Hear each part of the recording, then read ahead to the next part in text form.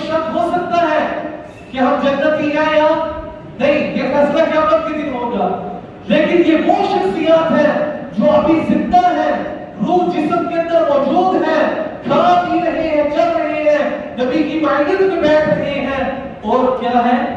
جنتی ہیں. اور ایک اور بات، میں اور آپ اگر مدینہ المنورہ چلے جائیں، رسول اللہ صلی اللہ علیہ وسلم کے روضہ انور کو دیکھ لیں، آپ صلی اللہ علیہ وسلم کی جاریوں کو دیکھ لیں، روضہ مبارک کی، اس مسجد نبی کے اندر نماز پڑھ لیں، آپ کے منبر مبارک کو دیکھ لیں، آپ کے حجرے مبارک کو دیکھ لیں. جب واپس آئے تو آپ لوگوں سے کہیں کہ مجھے مبارکباد دو، میں بڑا کیا ہوں؟ خوش قسمت ہوں. کیوں خوش قسمت ہوں؟ کہ میں نے نبی کے روضے انور کو دیکھا، میں نے روضے رسول کو دیکھا، میں نے گنبد حضرا کو دیکھا، میں نے مسجد نبی کے اندر نمازیں پڑھی، میں نے ریاض الجنہ کے اندر نفل پڑھے، میں نے روضے مبارک کی جاری کو دیکھا، میں وہاں زیارت کر کے آیا، میں بیت اللہ کو دیکھ کر آیا، میں رسول اللہ صلی اللہ علیہ وسلم کے ساتھ نسبت شدہ چیزوں کو دیکھا. ایک میں ہوں اور آپ ہیں جو اپنے آپ کو خوش قسمت سمجھ رہے ہیں، اور ایک وہ ہے جنہوں نے اپنی آنکھوں کے ساتھ میرے نبی کے چہرے انور کو دیکھا. آپ کو وضو کروایا، سمجھا کہ بات؟ آپ کے لیے سفر کے لیے انتظام کیا، آپ کے ساتھ جنگوں میں شریک ہوئے، آپ کے ساتھ کھایا، آپ کے ساتھ پیا، آپ کے ساتھ اٹھے بیٹھے، آپ کے ساتھ کلام کیا. اور آپ صلی اللہ علیہ وسلم کے صحابی ایسے ہیں جس کے لیے میرے نبی نے اپنے ماں باپ کو جمع فرمایا. آپ نے فرمایا علمی احسان فداک ابی و امی، احسان کی تیر اندازی کر. جب کے انتصاب فرماتے ہیں میں تیر چلا رہا تھا، میرے نبی نے فرمایا 7 تیر چلا، میرے ماں باپ تجھ پر قربان ہوں. آج کا امتی کہتا ہے کہ میرے ماں باپ میرے نبی پر قربان ہو، اور میرے صحابہ ایسے ہیں جن کے اوپر میرے نبی اپنے ماں باپ کو قربان کر رہے ہیں. آج نے فرمایا علمی احسان فداک ابی و امی، 7 تیر پھینک میرے ماں باپ تجھ پر قربان ہو. کہاں سے لائیں گے ایسی شخصیتیں؟ کہاں سے لائیں گے ایسے انمول موتی؟ کہاں سے لائیں گے یہ لوگ؟ اس جنگ کے اندر جب لوگ بتر بتر ہو گئے، غرض یہ کر رہا تھا، تو حضرت طلحہ رضی اللہ عنہ آئے، ان کے ہاتھ میں 3 زیریں تھی، اور یہ رسول اللہ صلی اللہ علیہ وسلم کا دفاع کر رہے تھے. تیر لگتے سوراخ ہوتے جاتے، زرہ ضائع ہو جاتی، پھر دوسری، پھر تیسری.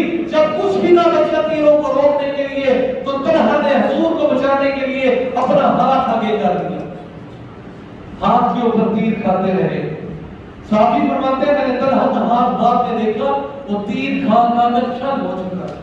شان صحابہ مقام صحابہ. سمجھ آ رہی ہے بات؟ ایسے لوگ کبھی بھی دنیا میں واپس دوبارہ نہیں آ سکتے.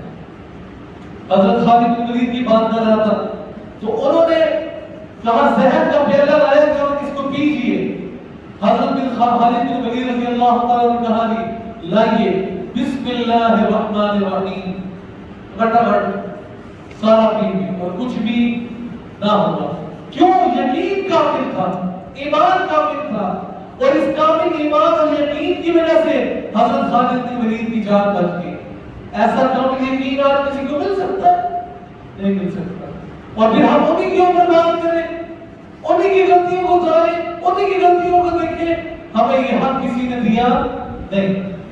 تو بسم اللہ الرحمن الرحیم کامل یقین اور ایمان کے ساتھ پڑھیں تو اللہ جل جلالہ آپ کے کاروبار میں بھی، آپ کے گھروں میں بھی آسانیاں فرما دیں گے، اور آپ کی مشکلات کو بھی آسان فرما دیں گے.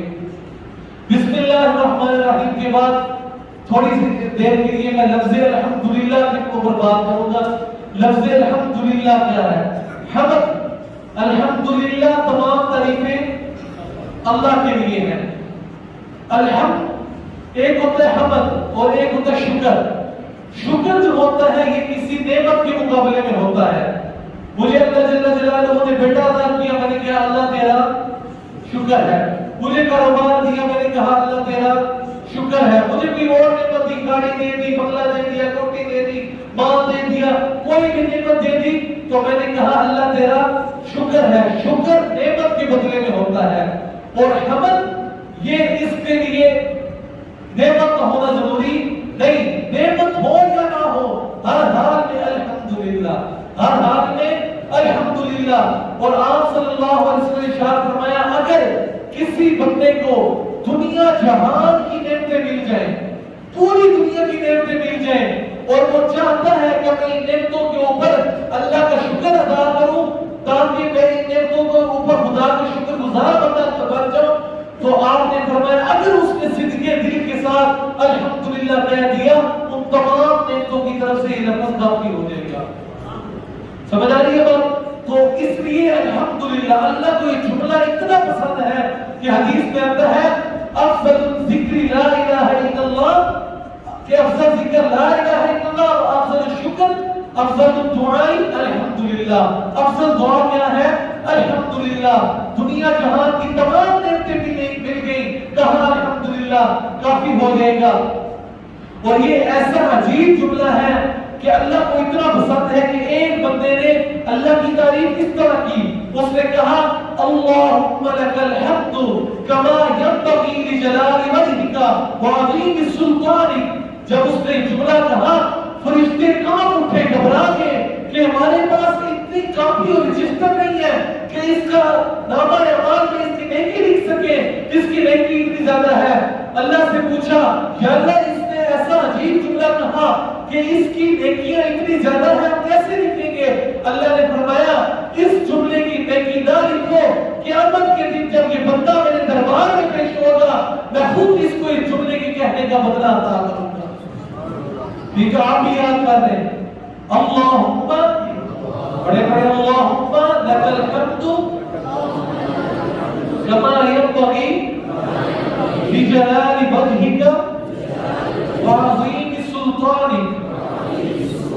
سلطان دل سے پڑھیں، کامل ایمان کے ساتھ پڑھیں تو انشاءاللہ جیسے میرے رب نے فرمایا، جیسے میرے نبی کی بات جھوٹی نہیں ہو سکتی، میرے خدا کی بات بھی میرے رب نے فرما دیا کہ اس کا میں بدلہ خود دوں گا.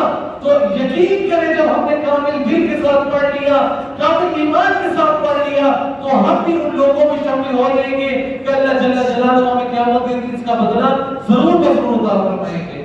سمجھ آ گئی بات؟ تو لفظ الحمدللہ آپ کے سامنے آ گیا، حمد آپ کے سامنے آ گئی. اس کے بعد لفظ اللہ. لفظ اللہ اسم اعظم ہے، اور اس جیسا نام اللہ جیسا نام کوئی اور، اس جیسا عظیم نام، اس جیسا بلند نام اور کوئی نہیں ہو سکتا. جیسے اللہ نے فرمایا هو اللہ الذی لا الہ الا ہو، اللہ تعالی کا اللہ وہ ہے لا الہ الا ہو، اس کے علاوہ کوئی معبود نہیں ہے.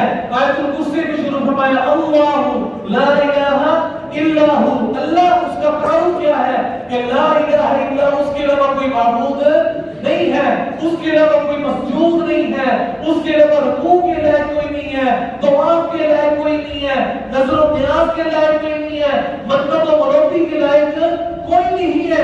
ان ساری عبادتوں کا کوئی حقدار ہے وہ کون ہے؟ اللہ. آل عمران کی شروع میں فرمایا الف لام میم اللہ لا الہ الا ہو. اسی طرح قرآن مجید کی اور آیات اٹھائیں تو ان کے شروع میں جہاں لفظ اللہ کا ذکر کیا ساتھ اس بات کا تعلق کروایا کہ اللہ ایک وہ عظیم نام ہے، ایک عظیم نام ہے کہ اس جیسا کوئی اور ہو سکتا نہیں، اس کے برابری میں کوئی اور آ سکتا نہیں، اس کا کوئی شریک ہو سکتا نہیں. اللہ اپنی ذات کے لحاظ سے بھی لا شریک ہے اور اپنی صفات کے لحاظ سے بھی لا شریک ہے. رب العالمین، رب کے تین معنی آتے ہیں. رب پرورش کرنے والا، پالنہار. رب کا معنی آقا، مالک، پروردگار. سمجھ آ رہی بات؟ اور اگر رب کے ایک اور معنی کی طرف آئے جائے تو رب کا معنی ہوگا کہ ایسی عظیم ذات جو انسان کی پیدائش سے لے کر اس کے مرنے تک کی تمام ضروریات، چاہے وہ چھوٹی ہو یا بڑی ہو، ان تو تمام ضروریات کا خیال رکھنے والی جو ذات ہے اس ذات کو رب کہتے ہیں. اس کی مثال ایک بچہ جب پیدا ہوتا ہے، ماں کے پیٹ سے باہر آیا، ماں کے پیٹ سے باہر آنے کے بعد اس کو جو دودھ دیا جاتا ہے، حدیث کے اندر آتا ہے کہ وہ دودھ ہلکا ہوتا ہے۔ کیوں ہلکا ہوتا ہے؟ کہ بچے کا معدہ نیا نیا ہوتا ہے، اگر اس دودھ کے اندر گاڑھا پن ہو، تھکنس ہو، تو جب معدے کے اندر وہ دودھ جائے گا تو بچے کا معدہ اس دودھ کو برداشت نہیں کر سکے گا۔ تو 7 دن تک ماں کا جو دودھ آتا ہے ابتدائی طور پر وہ خفیف ہلکا آتا ہے، اس کے اندر تھکنس نہیں ہوتی۔ تو جب بچہ پیتا ہے تو اس کا معدہ اس کو برداشت بھی کرتا ہے اور اس کی بھوک بھی اس سے ختم ہو جاتی ہے۔ لیکن 7 روز گزرنے کے بعد ماں کے دودھ کے اندر تھکنس پیدا ہونا شروع ہو جاتی ہے۔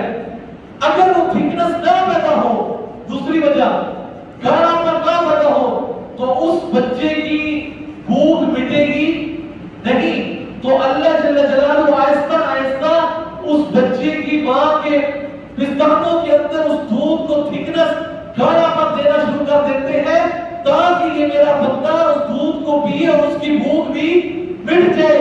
جو خدا ماں کی چھاتیوں کی اس کی ابتدائی دنوں میں دودھ کو حفیظ رکھے اور بعد میں اپنے بندے کے لیے اس دودھ کو ہلکا کرتے، اس کو کیا کہتے ہیں؟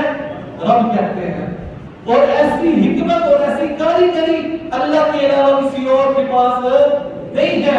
اور رب ہے، پروردگار ہے، پالنہار ہے، رازق ہے، اس جیسا رب، اس جیسا خدا، اس جیسا پالنہار، اس جیسا رازق، اس جیسی عطائیں دینے والا، اس جیسی حکمتوں کا خیال رکھنے والا، اس جیسی تدبیروں کرنے والا اور کوئی ہو سکتا نہیں ہے۔ اور جو اتنی چیزوں کا خیال رکھے، اللہ اکبر، اتنی چیزوں کا خیال رکھے، انسان کی چھوٹی چھوٹی چیز کا خیال رکھنے والے ہی کو کیا کہتے ہیں؟ رب کہتے ہیں۔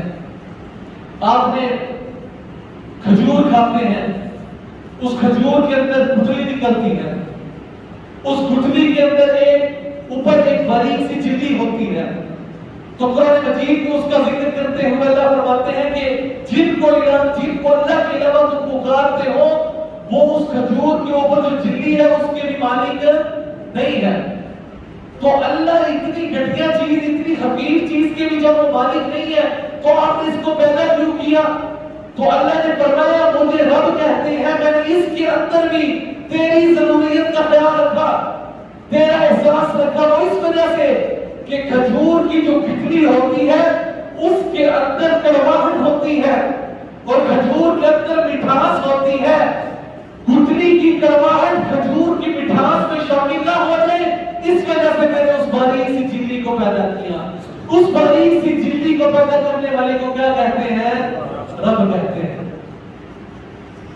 بارش ہوتی ہے آسمان سے، کتنی تیزی کے ساتھ، سائنسدان لکھتے ہیں کہ کتنی ملی میٹر تیزی کے ساتھ بارش آتی ہے، لیکن جب ہم بارش کے نیچے جاتے ہیں وہ بارش ہمیں نقصان نہیں پہنچاتی۔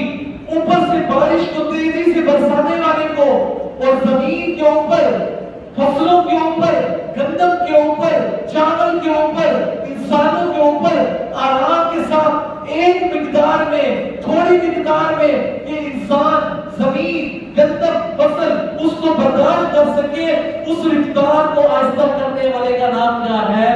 رب ہے۔ ٹھیک ہے، یہ خصوصیات کسی اور کے اندر نہیں ہو سکتی۔ ٹھیک ہے، تو آج ہمارا یہ مضمون الحمدللہ رب العالمین کا ختم ہوا۔ انشاءاللہ آئندہ نشست میں الرحمن الرحیم، مالک یوم الدین اور ایاک نعبد و ایاک نستعین کے اوپر گفتگو ہوگی۔